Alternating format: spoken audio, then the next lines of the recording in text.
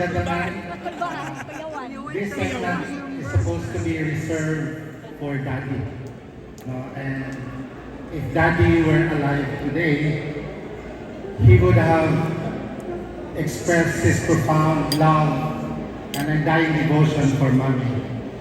He would have said, Mommy, at 75, you still look beautiful. The same beautiful woman that he married 52 years ago. And he would have wanted to love and serve you till the end of time. Until hanggang sa dulo na walang hanggan. But as you know, Daddy didn't make it today. So you will have to settle with Mommy's pinaka-paboritong anak. And I will leave you the judge there. They say, paborito niya si ate. Kay si ate, laagan, kusog mo labyo, mutango, muchacha, liwat niya, guwapa. They say, liwat niya si JR. Paborito niya si JR, no? Kay liwat niya, mangyatagon, matidabangon, pero usahay, dali nilaron. They say, liwat nila si Risti. Favorite niya si Risti kay si Risti ko no, liwat ni Daddy. Kugihan, hilumon, pero mutingog lang o pakantahon. Pero ang pagkatinutan ay dyan, ang iyang yung pinaka-favorite. You wanna know why? Ask me why. Okay.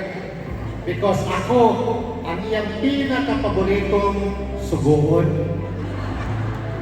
Don't do this, do that, and I will do it without question. Without hesitation, I will do it. Because sa pagkatinudan ay siya man sa akong paborito. And other than the fact na she's the only mother I've got, siya ang akong pinaka-paboritong utangan. Inahan sa kanunang panaba, pwede ra, bilit bayra.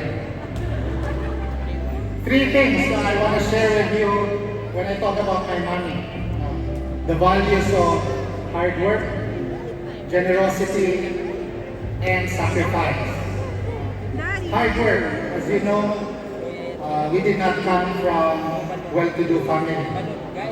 My Lolo Sano and my Lola Santa, 96 years old, a round of applause please. Still alive but a little frail. They earned their means from a carindera in a cockpit. 13 siblings, and my mom being the eldest. My lolo on my dad's side also running a jeepney business and a gasoline station. So, you know, the word lazy is never found in my parents' vocabulary.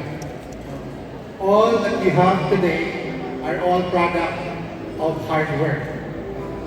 My mom, at 75, maugin siya mangunay o pangumbra sa carbon. Magsakay-sakay pagkariton, feeling young.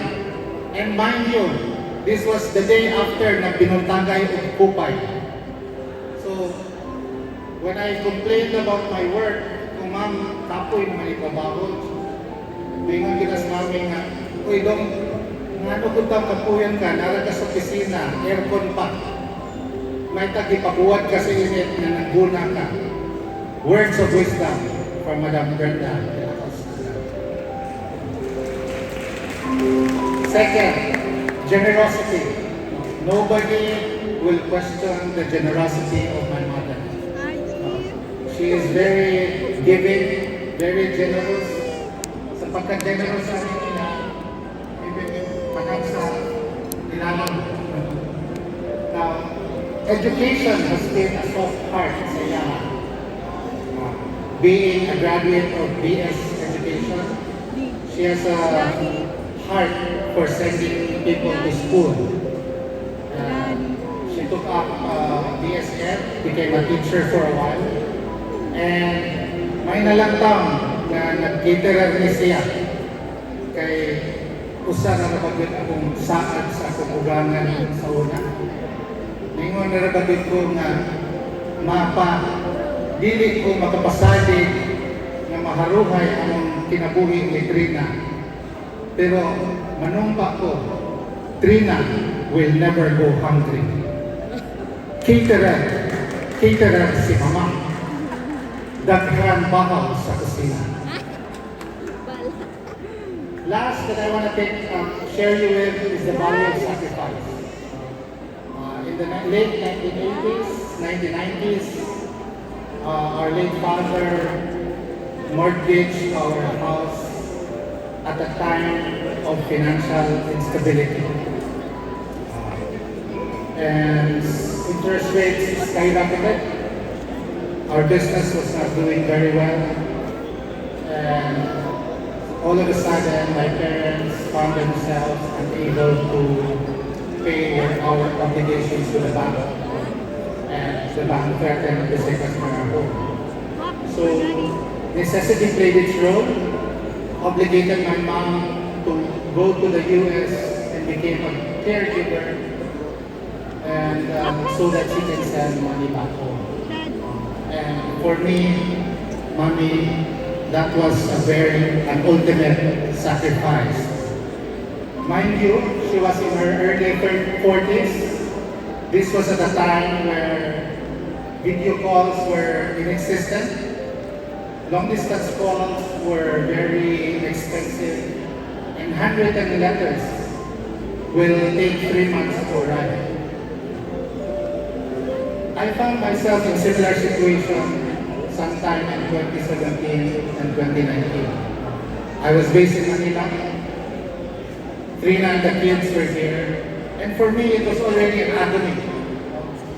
Because despite the fact that I can video call them every night, I can call them any time of the day because long distance calls were already affordable.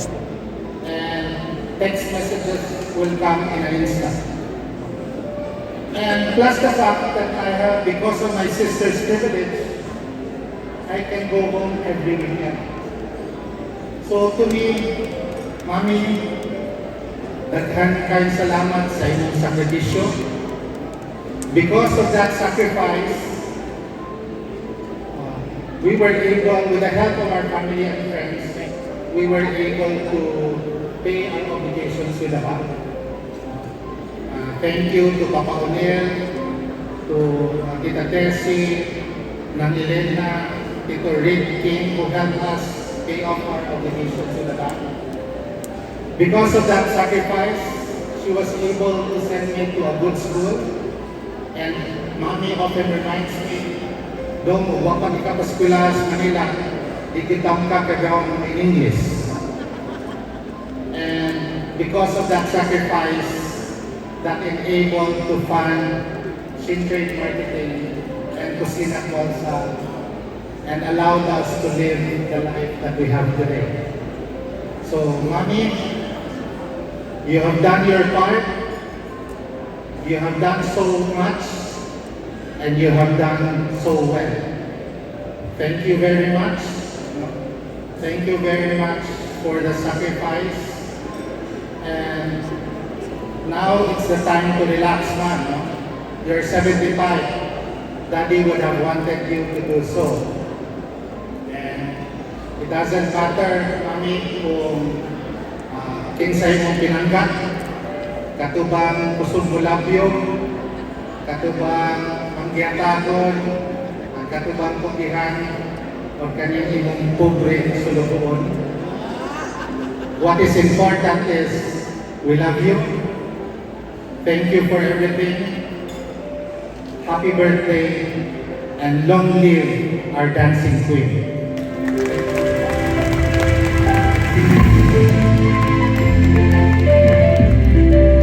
Thank you very much, Angela Gonzalez.